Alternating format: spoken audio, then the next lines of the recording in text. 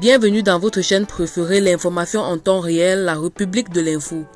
Avant de commencer, n'hésitez pas de vous abonner si ce n'est pas encore fait et d'être courtois dans les commentaires. Du côté du Burkina Faso, les actions offensives, les opérations de ciblage et les opérations de soutien aux populations se sont poursuivies au cours de la période du 15 août au 15 septembre 2022.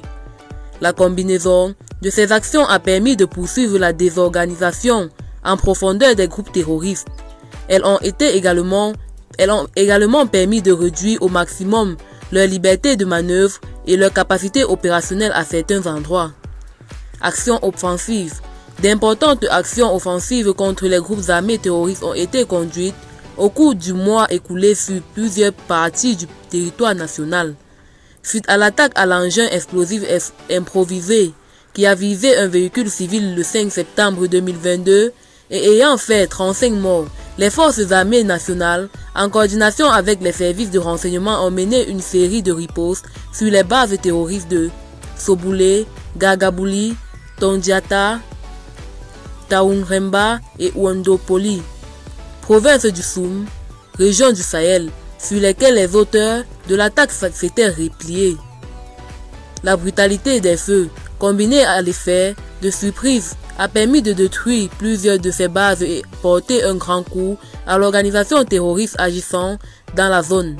Au moins une cinquantaine de combattants terroristes ont été neutralisés et d'importants matériels détruits.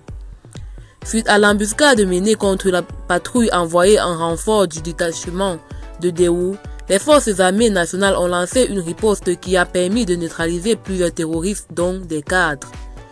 Ces actions ont d'ailleurs été reconnues à leur juste valeur par le chef suprême des armées par la décoration de la croix du combattant des éléments des forces engagées dans la riposte.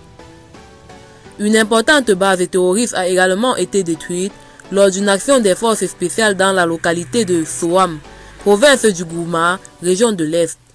Le dimanche 28 août 2022, une vingtaine de terroristes ont été neutralisés au cours de l'assaut et des opérations de ratissage.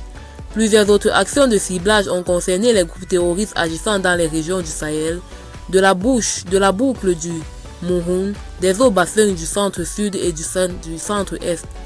Des actions ont permis de neutraliser des dizaines de terroristes et d'interpeller d'autres. Eh bien, c'est tout pour cette note d'information.